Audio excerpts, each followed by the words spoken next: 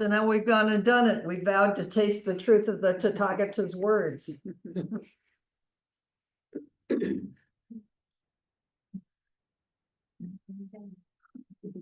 Pardon? No going back. No going back, just all the way through. So I have been feeling really happy and fortunate.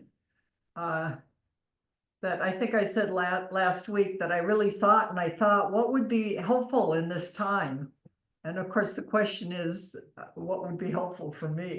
Hopefully it's helpful for you. I thought loving kindness as the ground. So I've been studying and reading, and you guys probably don't know how much fun I have before I actually get here doing all of this and sorting through things. And so we're going to swim around in loving kindness for some weeks here. And I want to lay the ground for the loving kindness teaching, the sutra, the meditation, the metta. And then I also just want to bring forward voices of different teachers to help us and encourage us. And I have to say, so a confession, this isn't exactly true, but I'll say it just is. I am in love with Bhikkhu Bodhi. I think Bhikkhu Bodhi is a scholar, a Pali, a Theravadan scholar. I don't know that much about him, but he was born in New Jersey. I don't know his, but he practiced deeply in Theravadan countries. He's a translator. And he also, one of the things I really love about him is, I suppose in so many words, I could say he walks his talk, is that not only is he a deep and committed practitioner, he also feels the cries and the pain of the world and established the Buddhist global relief, compassion in action, and responds to global hunger. I just looked on the website today, and there's something up about the funding that's been pulled from the USAID, and that they're doing research to figure out how best to use what their resources are to be able to help. So I just wants to relieve chronic hunger and malnutrition. So and then I thought, just for show and tell, because I will also confess that as a Zen person, I spend a lot of time when I study, it's like Dogen, who I love, and all of those teachings which I bring here. And I haven't spent much time studying the Pali texts, and I'm kind of embarrassed because when I'm around Vipassana and Theravada people and they know this stuff, I feel kind of like I wish I knew more. So one of the things I'm doing is he's done these translations of these and the anthology of discourses from the Pali Canon, and the short discourses and the long discourses and the middle discourses. And I mean, so a friend and I, who she's a long-term practitioner, have committed that we're for 1 hour a month. We've been doing this for maybe a year now. We just read this together and do a little discussion. You can see where it's gonna take us a while, and then we'll just go on to the next one. It's really wonderful that you can read the Buddha's words. But today what I want to do is I want to share Bhikkhu Bodhi's teachings and words, because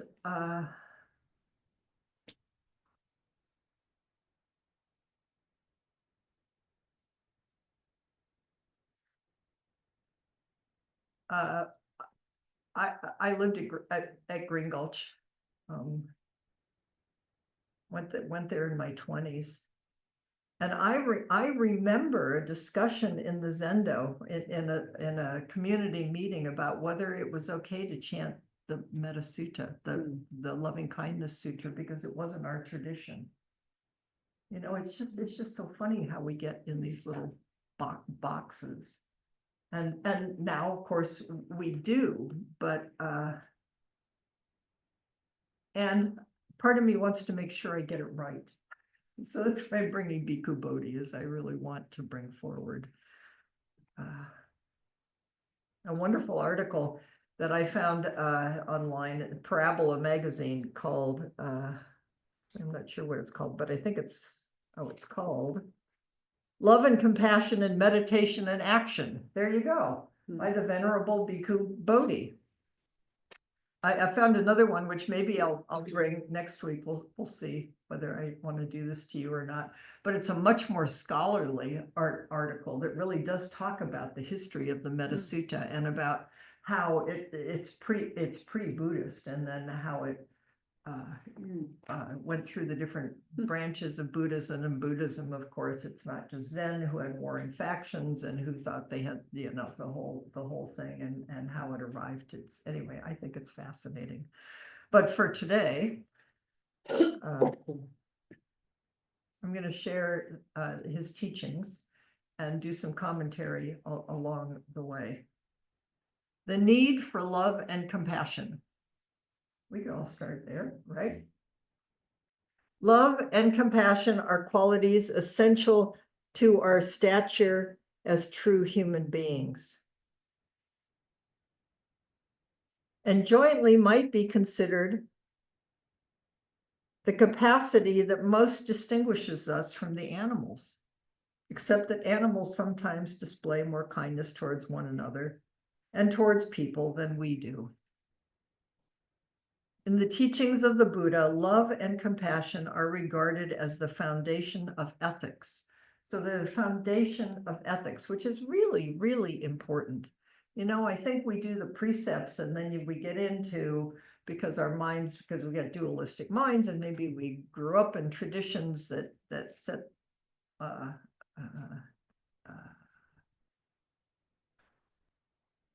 it's all about love. That's what we're doing. So we're all waking up to love.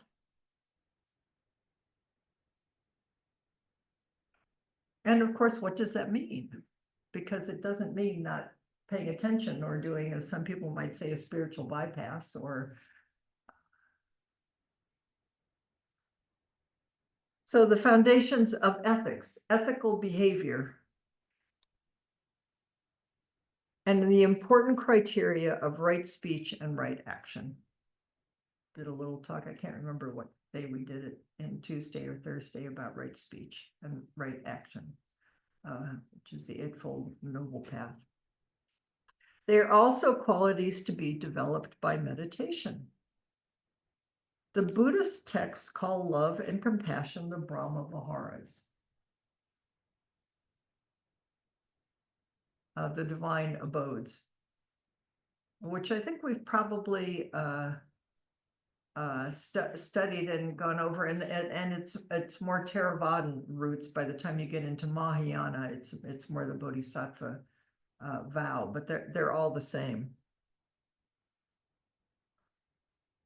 Because love and compassion manifest our inherent divinity, even while we dwell in a human body.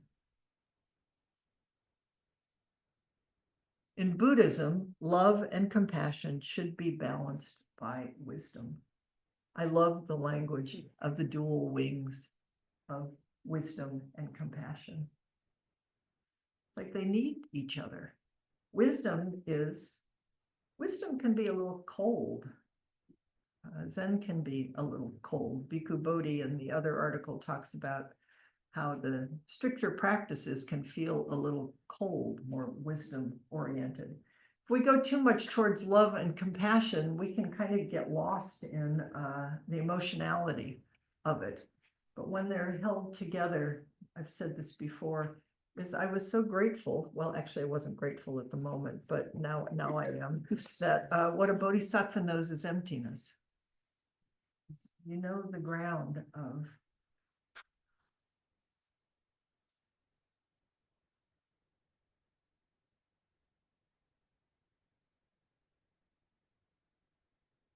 emptiness in its fullest sense, in its full moon sense, is profound interconnection. of no self and going beyond self, that is exactly this self, which is the Sandokai. Sorry, thank you for indulging me in that little riff there.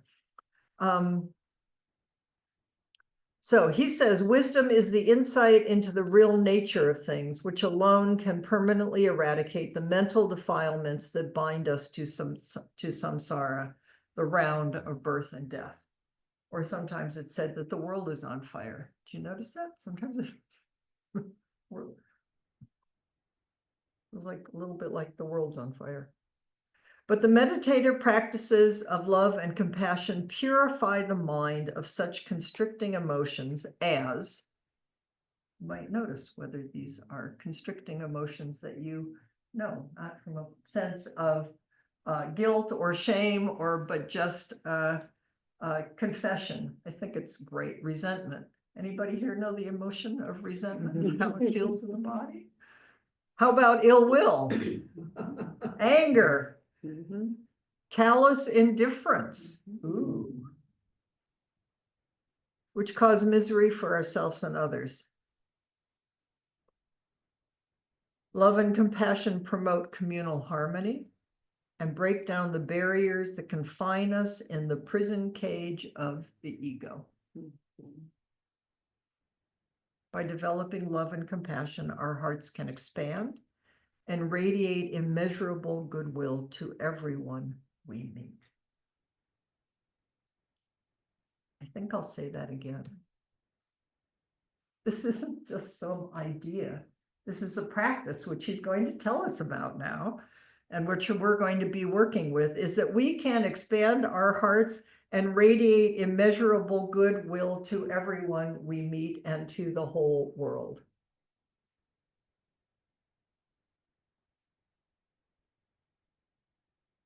He reminds us that in popular Buddhism, love and compassion are sometimes spoken of as if they were near synonyms, love, compassion. But Buddhist philosophical texts represent these two qualities by different words, each with their own distinct meaning. So in Pali, the language of the oldest surviving Buddhist texts, the words are metta and karuna. Metta and karuna. Loving kindness is metta, karuna is compassion. There's a subtle difference. The Visuddhimagga. I wish I was patient and smart enough to teach you this stuff, but I do know sort of the Visuddhimagga and the Abhidharma, and they're very, that's why I love Bhikkhu Bodhi, because he does it for me. The Visuddhimagga is the 5th century meditation treatise, and it explains loving kindness as the wish to promote the welfare of beings. So loving kindness is the wish to promote the welfare of beings, and compassion is the feeling of empathy that arises when we feel the suffering of others as our own.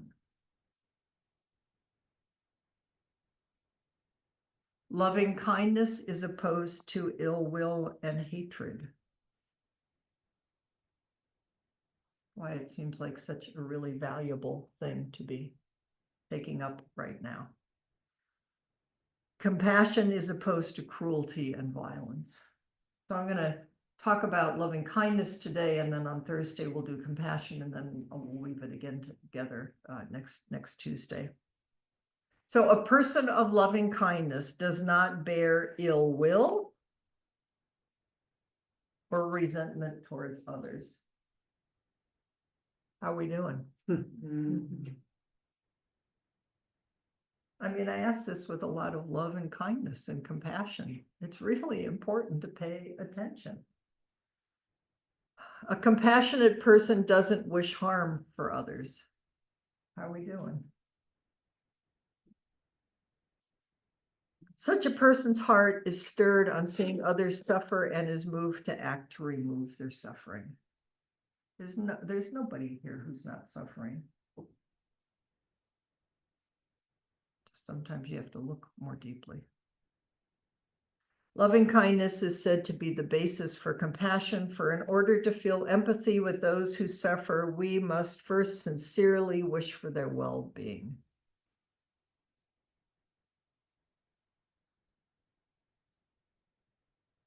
Sincerely wish for each person's well-being.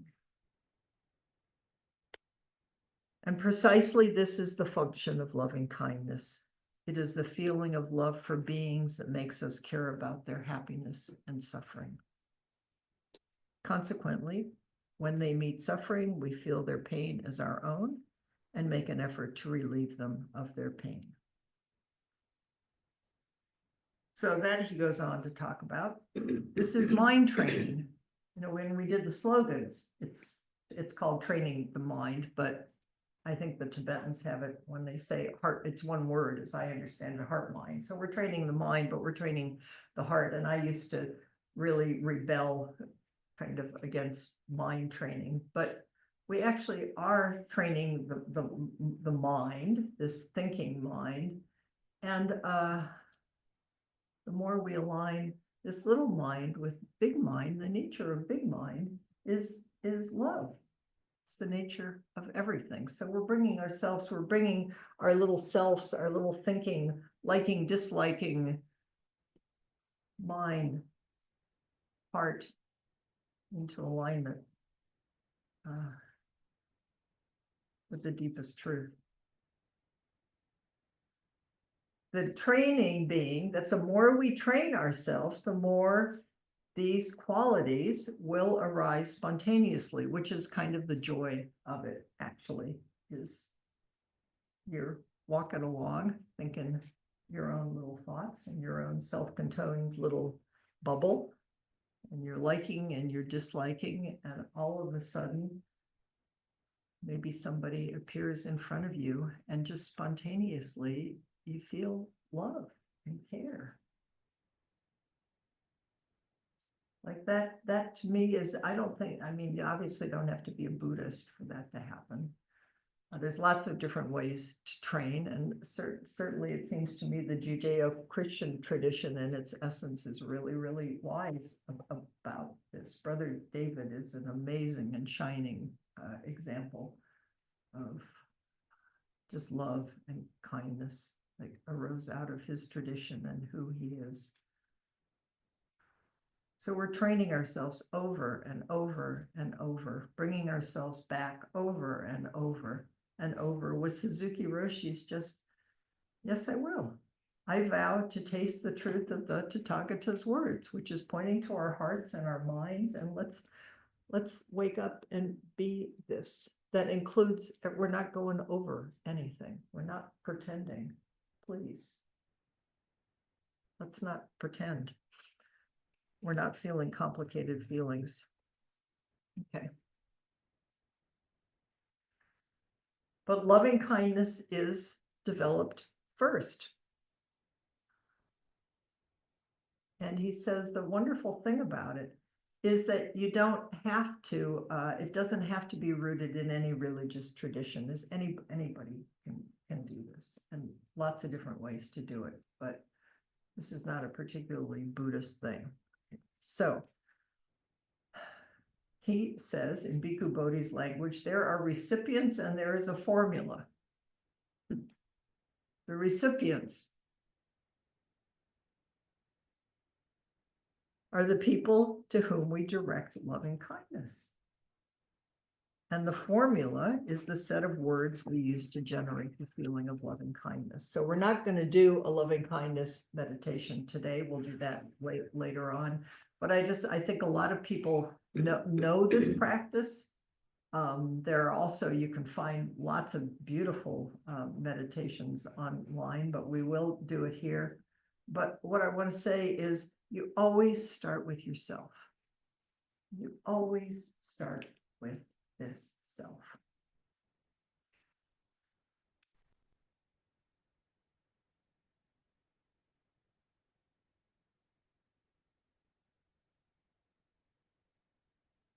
And then you start with, and then you move to a dear and respected person. and then a dearly beloved friend, and then a neutral person, and then a hostile person. But we're in no hurry here. He reminds us that you don't want to do this for somebody who's not alive. And it's important not to focus on somebody that you have a romantic or a sexual relationship with, because it complicates things.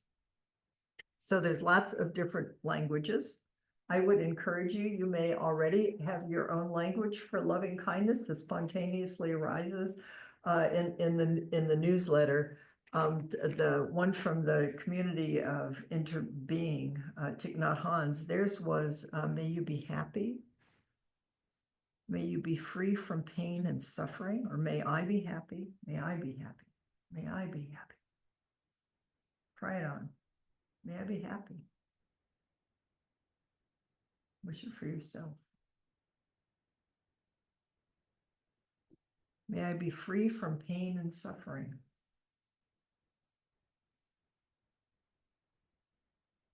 May I live with ease of well-being.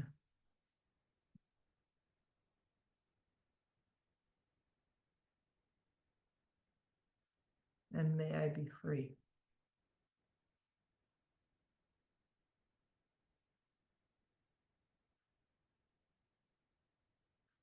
Bhikkhu Bodhi suggests these words. We'll try these on too.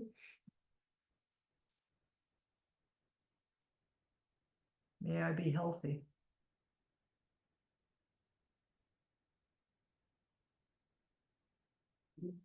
May I be peaceful.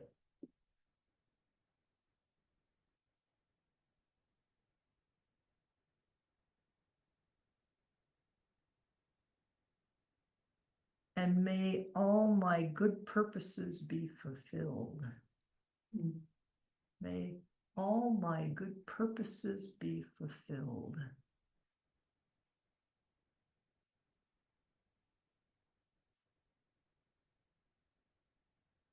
Kind of like that one.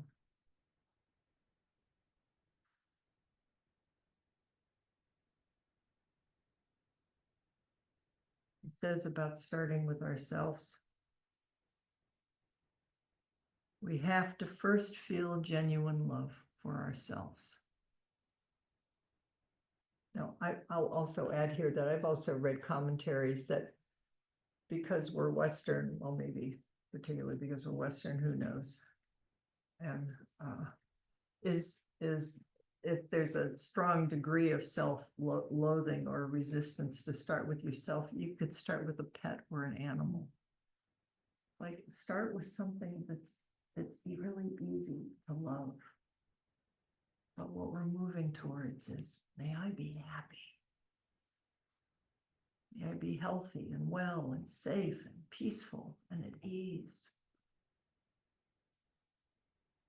When we recognize that the deepest urge of our own being is to be well and happy, we can readily understand that every living being also wishes the same for themselves. By extending our sense of identity to others, we can then feel their desire for well-being and happiness as our own.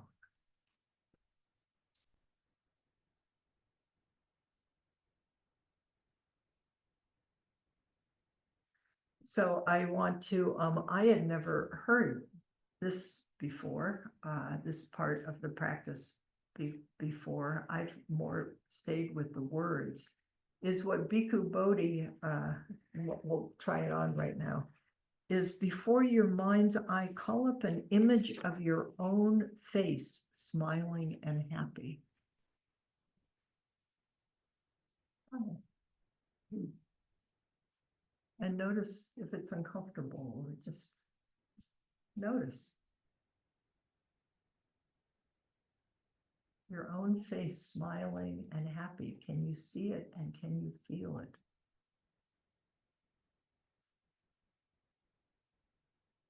And then you say the words of loving kindness in whichever way arise for you. You could try on, may I be healthy. May I be peaceful. And may all my good purposes be fulfilled.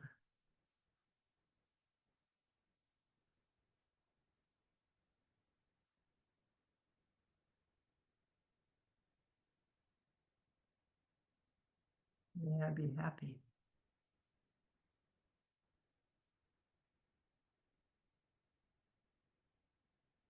And be peaceful.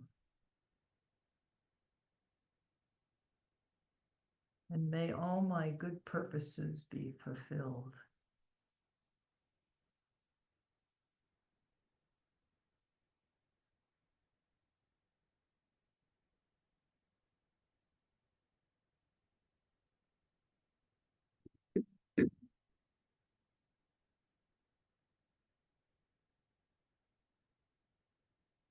So the next step is that you extend it to, he says, a good person. The same wish. And I just had the thought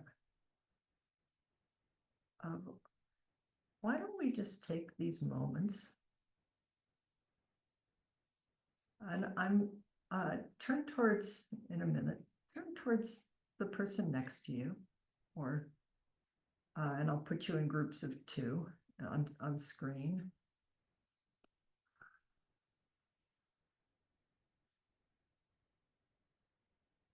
And each person sitting facing each other, start with just in your own body, in your own heart. May I be happy. May I be healthy. May I be peaceful. And may all my good purposes be fulfilled, or some words like that. We'll spend a moment doing that. Each person staying in your own body and in your own kind of energy body. And then I'll ring a bell, and then the person who's closest to me can say that to the person across from you. The other person just receive it. So Susan would look at Feather and say, may you be happy, may you be healthy, may you be peaceful, may all your good purposes be fulfilled, but keep it much simpler. And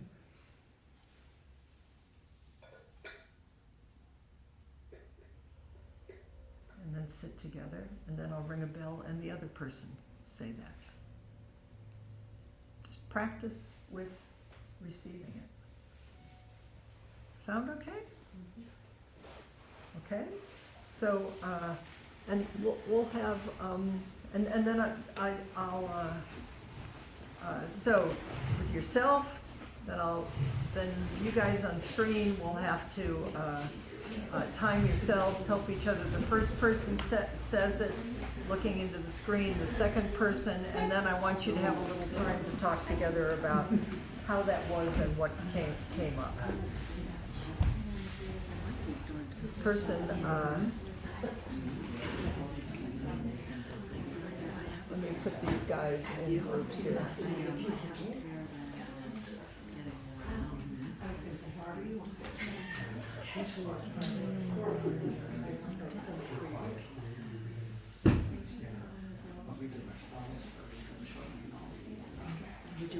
Sorry guys, I'm trying to figure this part out.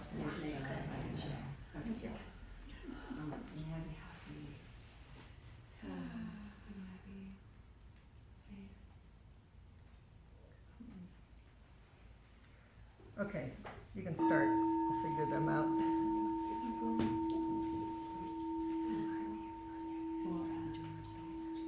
Chris, are we doing ourselves right now? Yeah, do yourselves right now, please. We do it out loud? Yeah, say it out loud, please. One at a time, right? Yeah, one at a time.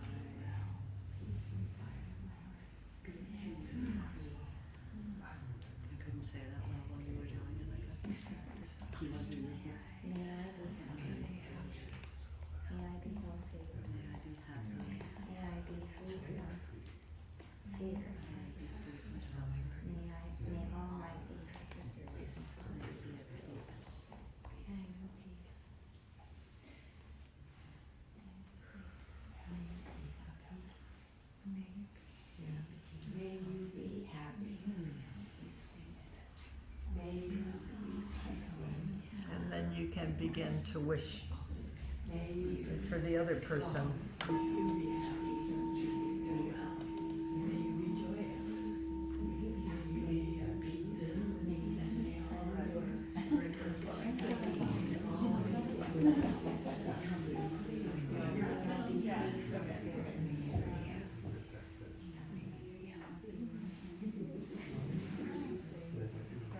And remember to breathe.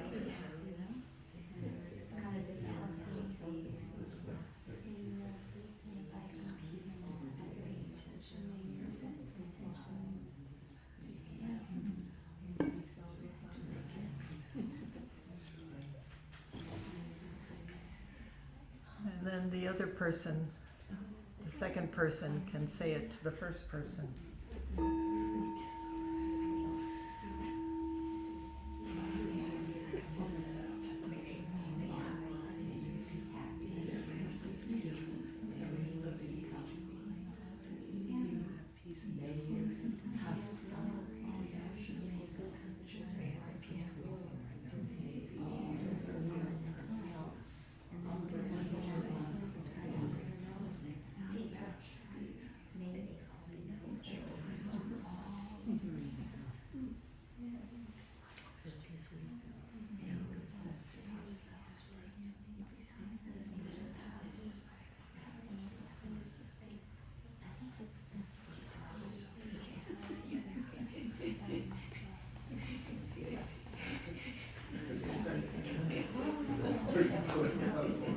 And when you're ready, you can just, each of you talk, how was that? Be honest and transparent.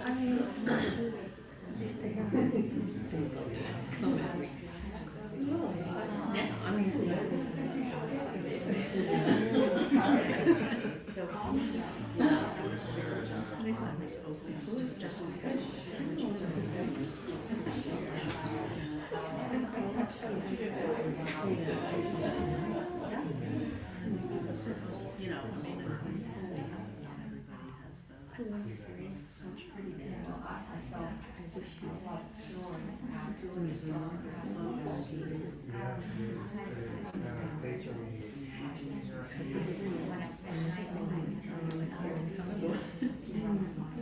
I did too.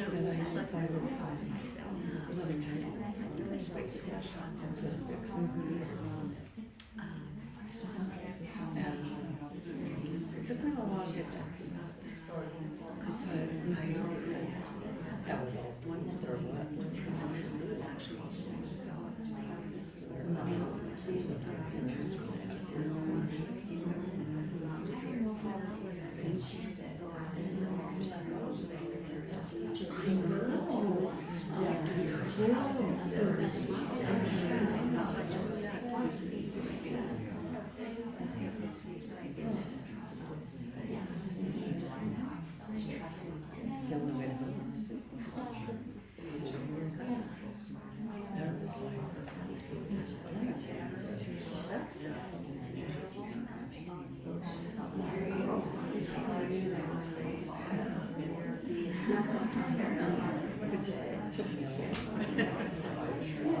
figure out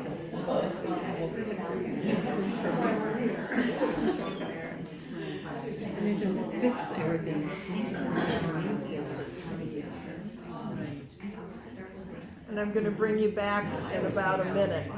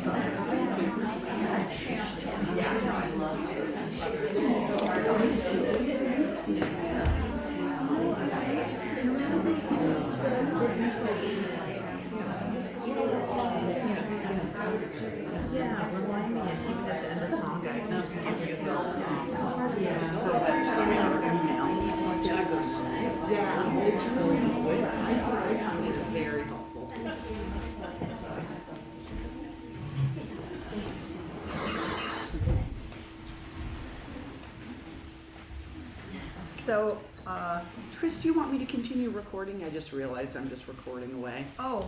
no, that's okay. Okay. We have a few minutes. Anybody want to share how that was? On screen